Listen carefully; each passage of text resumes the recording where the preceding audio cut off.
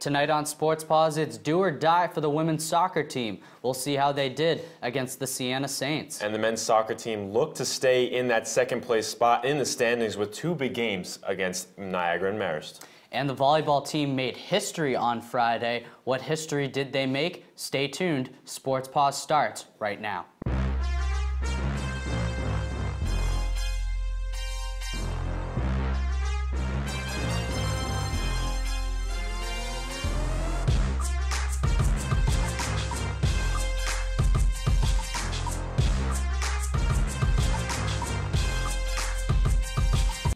Hello and welcome into Sports Paws live from the Mount Carmel campus at Quinnipiac. I'm Chris Dacey. And I'm Mike Dalton. We start tonight with the women's soccer team. The Bobcats were coming off a tie to Marist, looking to end the regular season on a high note at Manhattan. The game ended in a tie after both teams scored in the first half. It was Hannah Ryder who scored for the Bobcats and Tia Payne-Learin who scored for the Jaspers. Devin Malcolm had 4 saves for the Bobcats. Quinnipiac has not won a game since September 29th when the Bobcats shut out Niagara 3-0. The women's soccer team made the playoffs by the grit of its teeth, taking the 6th and final seed. Monmouth clinched its 6th straight MAAC regular season title and a first-round bye along with the Marist Red Foxes. Siena, Niagara, and Ryder take the 3rd, 4th, and 5th seeds respectively. After the tie to Manhattan, the women's soccer team became the 6th seed, just as Mike said, in the MAAC tournament. This sent the Bobcats up to Loudonville, New York, to play their first round against Siena Saints. The game would be the last of the season for the Quinnipiac Bobcats after Siena won the game by a score of 2-1. Emily McNeilis scored the 2 goals for Siena as Kelsey Goldring netted the lone goal for Quinnipiac. The Bobcats finished their season with an overall record of 6-8-4. In the early stages of the season, it looked like the women's soccer team would compete for the top spot in the conference. But once September ended, the Bobcats season went downhill quickly. The Bobcats didn't win a single match in the month of October, causing them to drop significantly in the standings. Ever since joining the MAAC, the Quinnipiac volleyball team has lost every time they faced Fairfield. But on Friday, the Bobcats were determined to change that. Eric Kerr and Mike Dalton were there, and they have the story.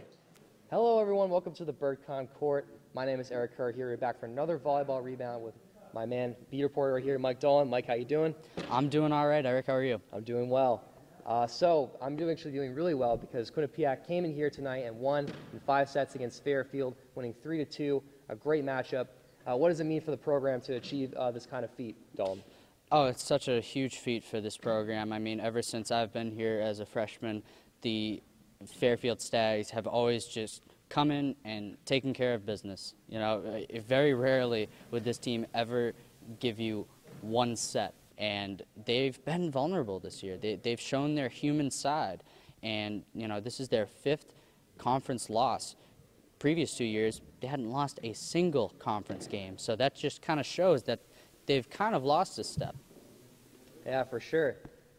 So Quinnipiac did have this opportunity to beat them a couple weeks ago. What was different about today's performance that were able to get them to the win today rather than past weeks? Confidence. I mean, this Bobcat team, you could tell how much more confident they were in this second go-around than in the first one. In the first one, I think they surprised themselves, honestly. For the Bobcats to come back today and keep battling and, you know, credit to Fairfield. They were relentless, but they, you know, the Bobcats, they finished, and they kept playing with that confidence even when they were down. For sure, they definitely played really good today. And as the type of performance need to keep on going through for the playoff push, how does Quinnipiac need to maintain this kind of performance to make that strong playoff push and try to get some wins postseason? They just need that confidence level, and they just need to keep sharing the ball offensively. Lydia Jones, Morgan Sherwin, Kat Miller, they all had 10 or more kills in tonight's game against Fairfield, and I think if they just keep doing those little things, that they will get to where they want to be. For sure, they can get the job done. All right, thank you guys for joining us this rebound. We'll set it back to you at the desk. For the first time since joining the MAAC in 2013, the Quinnipiac volleyball team defeated Fairfield in 5 sets. Before the season started, the Bobcats had only ever won 3 sets against the Stags. This year, the Bobcats have combined to win 5 sets against Fairfield. Something about the Stags seems to bring out the best in freshman middle hitter Lydia Jones. In the 2 games she's played against the Stags, Jones has reached 14 kills and 3 total blocks in each. Jones leads all freshmen in total blocks with 42 and is 6th in the MAAC with a .292 hitting percentage. So let's take a look at the MAAC standings for volleyball. So after the win at Fairfield, Quinnipiac sits in that 7th spot. Fairfield now moves down to the 5th spot, and then there's Niagara, Fairfield, Marist, Ryder, Canisius, Iona. They top out the top 5. And then below Quinnipiac goes St. Peter's, Manhattan, and Siena. Tough season for Siena so far. And speaking of Lydia Jones, Chris, she is standing by right now with Taylor Hurd in the Piazza. Taylor, take it away. Thanks, guys. I'm here with Lydia. I first just want to say congratulations on your success so far as a freshman and also your team's historic win over Fairfield this past Friday. Thank you. Thank you so much. Yeah, I first wanted to ask, which one of your teammates has most influenced you during your freshman season? Wow, there's so many great teammates that I have, but I'd definitely say Morgan Sherwin. For her to be a sophomore, she's definitely helped us a lot. She's helped carry the team with all of her energy and kills. She always brings 100%, more than 100%, in fact, in all the games. And she's always the first one done with conditioning. So I say that she just inspires me to want to push myself and do better. Awesome. And Fairfield really is that team to beat in your conference. They've had a lot of success over the past 5 seasons. You lost them earlier in September, 2-3. What was the difference in the pregame speech this past Friday from the speech in that previous game against Fairfield? Well, I think part of it was the fact that in the previous game we were so close to beating Fairfield. That gave us the confidence to know that we actually could. Like in previous years, Fairfield had kind of whipped up on us, but this year, like, we were close, so we knew that if we could just finish, that's what our coach really concentrated on with us in the locker room, was finishing and finishing strong. We came out strong in the first half of the last game, but this time we were able to finish and stay strong throughout. Now, you had a stellar individual performance. You tied your season high with 14 kills and hit a .470 percentage with 2 blocks. Do you think it was the hype around playing Fairfield that inspired that performance? Definitely. I think that just them being the defending conference champions for like the past 4 years definitely motivated me to want to beat them even more. Just taking down the leaders, us being the underdogs, I definitely wanted to win. And describe to me how you felt after notching the kill that made the score 9-8 up Quinnipiac in that 3rd set. It just made me feel so good just knowing that I was able to help my team and carry us closer and helping them fight back. It meant a lot. Yeah, and how do you personally stay focused mentally when the score is so back and forth like it was against Fairfield on Friday? I don't really try and focus on the score overall. I try and think of it point by point. In high school, like my previous coaches have always taught me to think of the score as always 0-0 and play as if it was 0-0 no matter what. If you think about the score too much, then too much pressure starts to build up on you and you get scared and you do things that you aren't taught. So just not focusing on the score so much and just playing just to play. Well, Lydia, it was great talking to you. I thank you so much for joining us today, and good luck in your upcoming season. Thank you. Back to you guys. Thanks, Taylor. Awesome work. Coming up on Sports Paws, 2 men's soccer players took MAAC Weekly Awards. And the women's ice hockey team began conference play. Stick around. We'll be right back.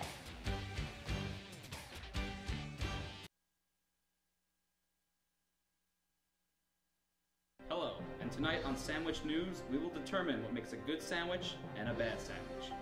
First, the standard sandwich. Uninspired, and frankly, a little gross. But we have here a Ray and Mike sandwich, the Cadillac of sandwiches. And if you want one, well, come on down to Ray and Mike's at 3030 Whitney Ave, Hamden, Connecticut. Open every day from 6 a.m. to 10 p.m. Qcash is accepted. now that's a sandwich. If you like debate, That's a converted relief pitcher making the start because it was a doubleheader. You got no hit by a relief pitcher.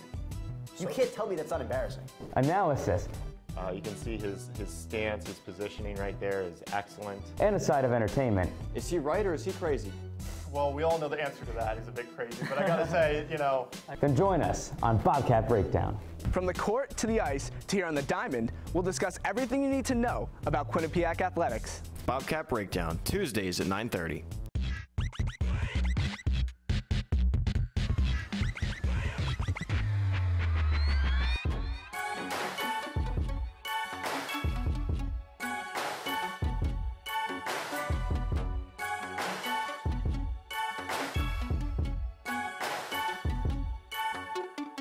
From Hamden to Hollywood, we are your source for entertainment news.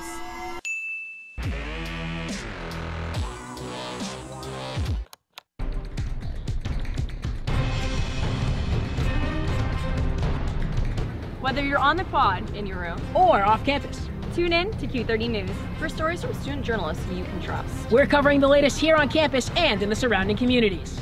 Get the news you need to know every Wednesday night.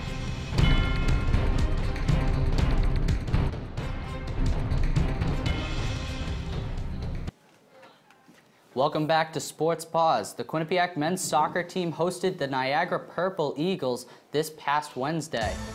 And so we're going to take you to the highlight right now. We're going to start out in the first half, 5 minutes into the game. Evan Hughes, he is going to pass it to Auriac Villa.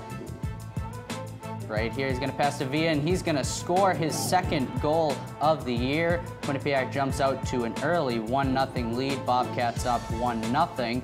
But will the Purple Eagles even things up?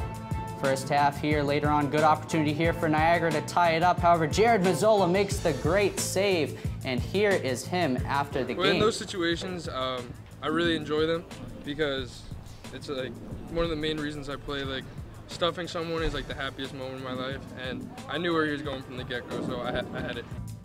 No other goals were scored in the first half, so we're going to take it here to the second half. QU still up 1-0, 3 minutes in. Rashawn Daly's shot hits the post. However, Eamon Whalen is there to get the rebound, and he will score his 11th goal on the year. Quinnipiac now up 2-0. Later on in the second half, it is Salah Omaru. He scores his first goal of the season. Bobcats would go on to win the match 3-0. After the win over the season.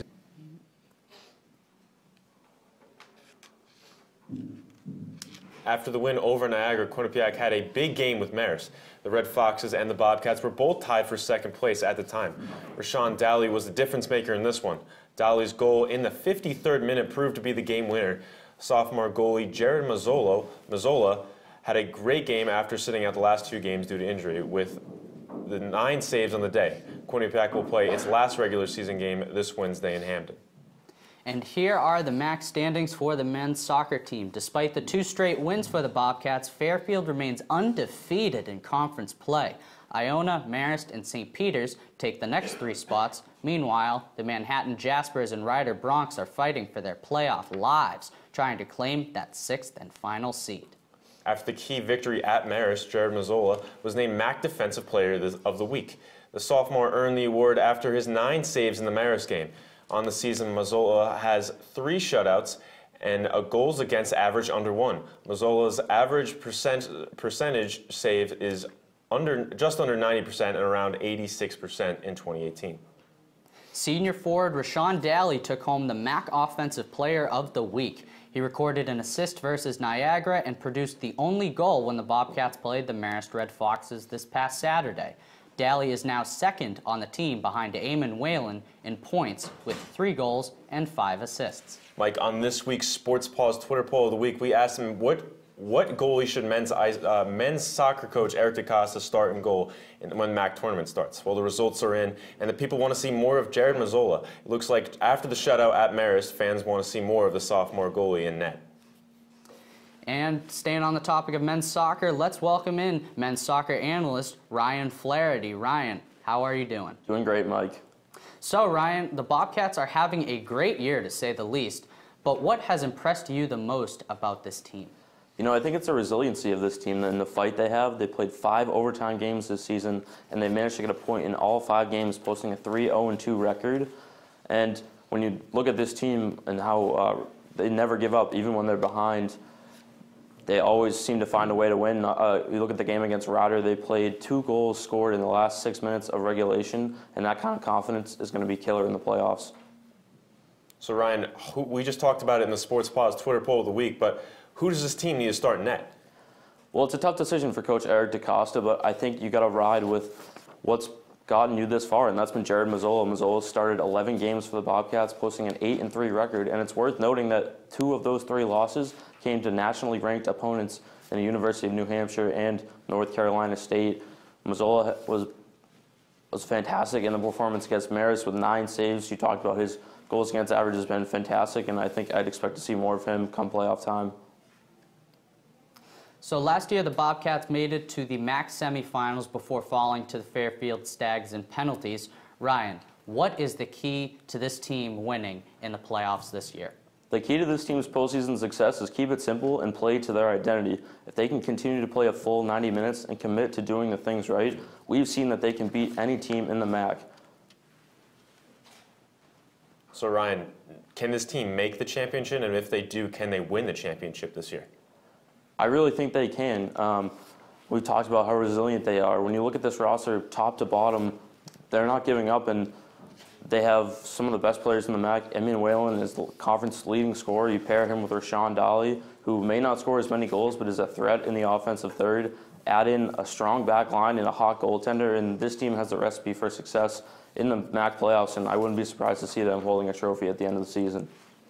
Thanks, Ryan. Keep up the great coverage. You can follow Ryan on Twitter at RyanFlaherty18 for the latest on the men's soccer team.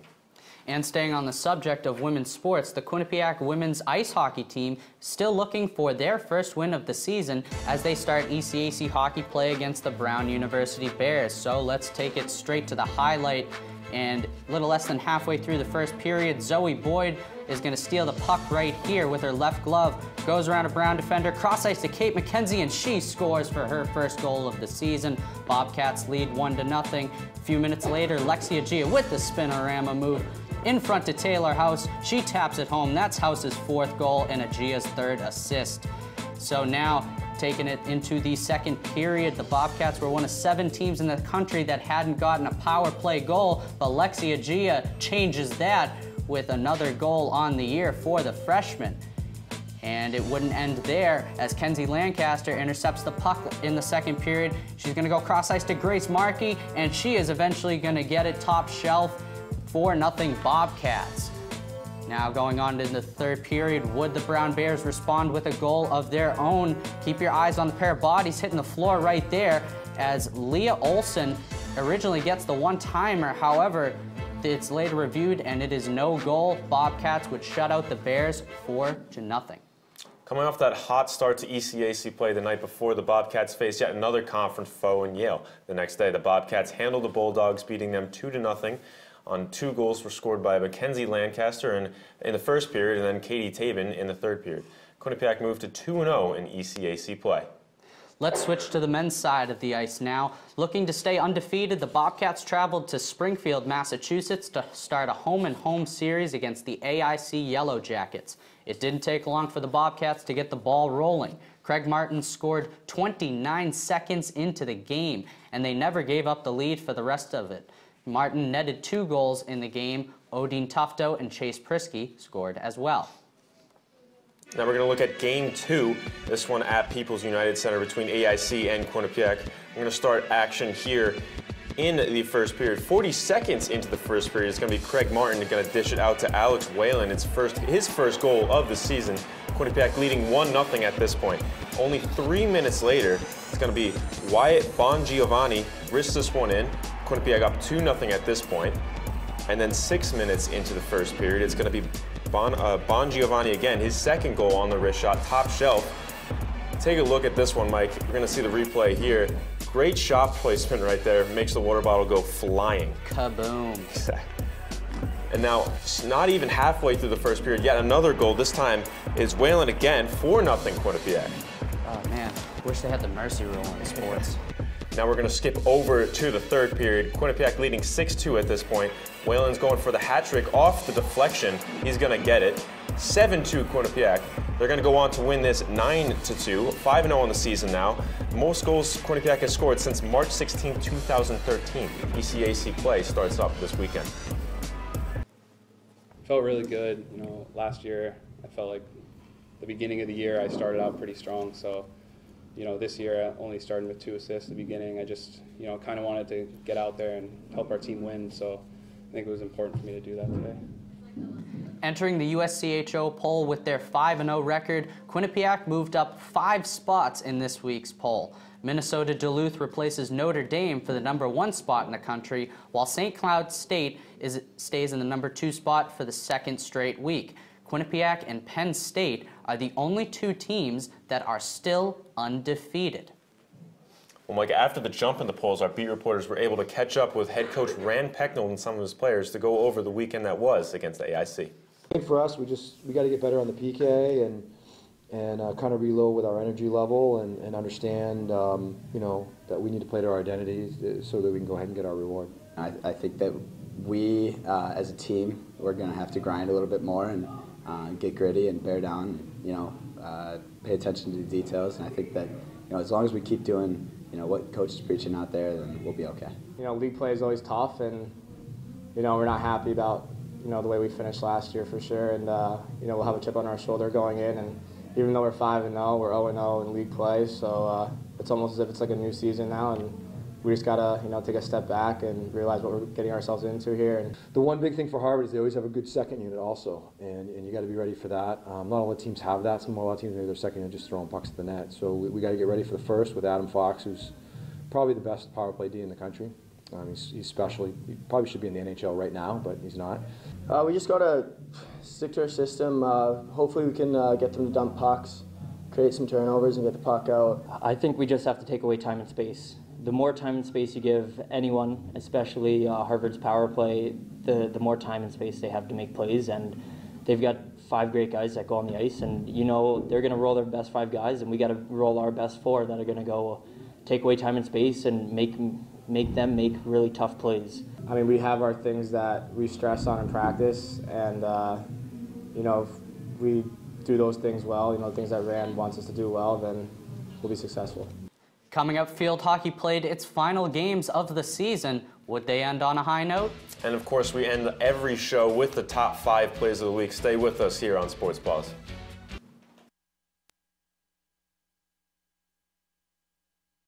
Welcome to the WQAQ Morning Show. Dan Ball and Emma Spagnuolo joining you here from the QAQ studios in Hamden. And Emma, it is that time of year again.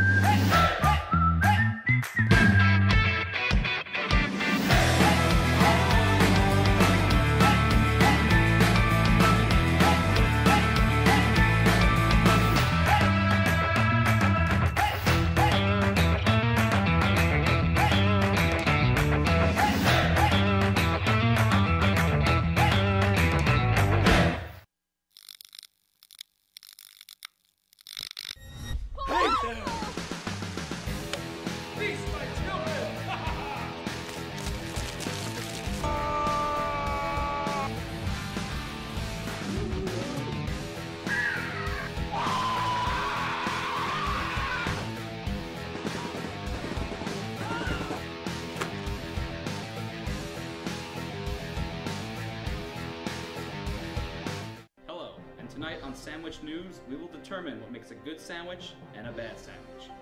First, the standard sandwich. Uninspired and frankly, a little gross.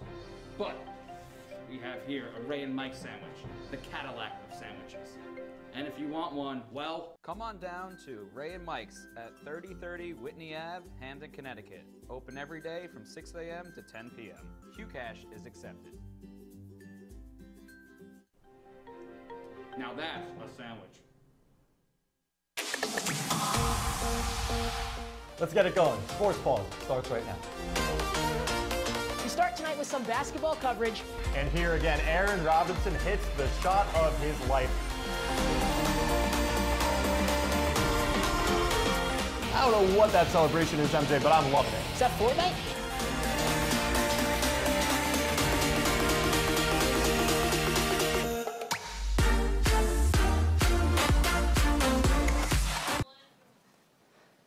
Welcome back, everyone. We're in the final stretch here on Sports Paws, and let's start with some men's cross country. Out of the 10 teams competing, the Bobcats placed 4th with 101 points in the MAAC Championship. Michael Kiernan and Tommy Consalvo finished top 10 in the 8K, completing the race in just under 26 minutes. But the Bobcats aren't at the finish line just yet, as they head to the NCAA Regional Championships on November 9th in Buffalo, New York. The Quinnipiac women's rugby game on Saturday against Army was canceled due to the inclement weather. The game will not be made up, and the senior day ceremony that was planned for that day will be moved before the NIRA quarterfinal game to be played at Quinnipiac.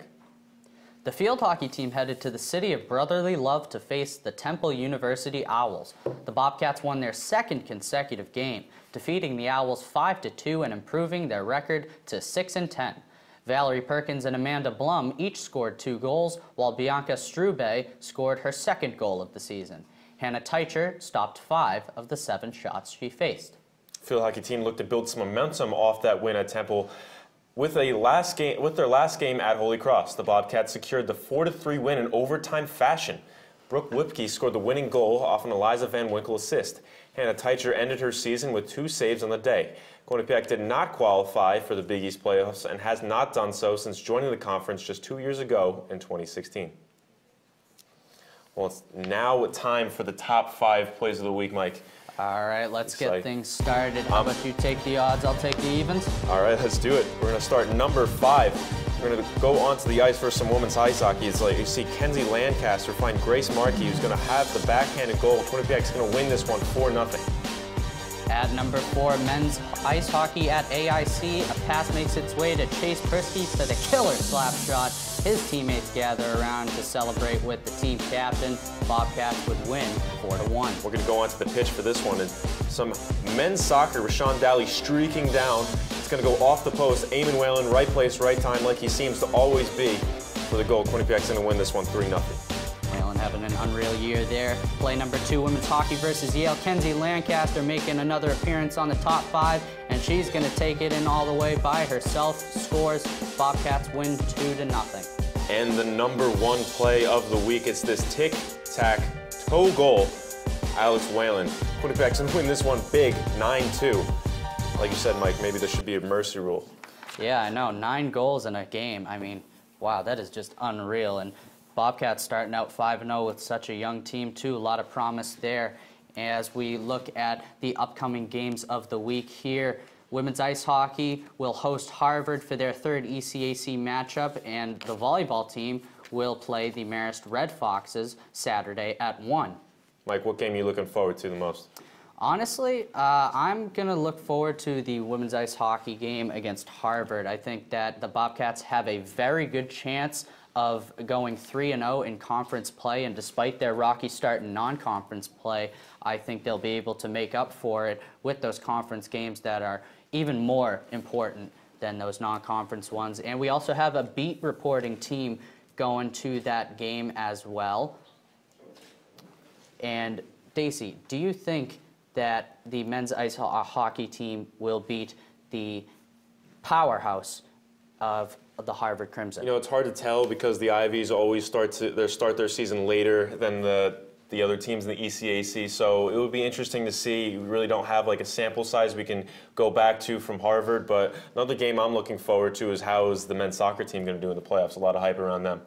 Yeah, it'll be really interesting to see as well. And men's ice hockey for Harvard, they no longer have one of their top goal scorers in Ryan Donato. He is now playing for the Boston Bruins. You know, not too big of a deal. And that will be all for our show this week. Make sure you stay up to date on all our content by following us on Twitter at Q30Sports and like us on Facebook. Make sure you check out our newly updated website at Q30TV.com. On behalf of the production staff, everyone behind the scenes, and my fellow colleague, Chris Dacey, I'm Mike Dalton, and we'll see you tomorrow for Bobcat Breakdown at 9:30 p.m.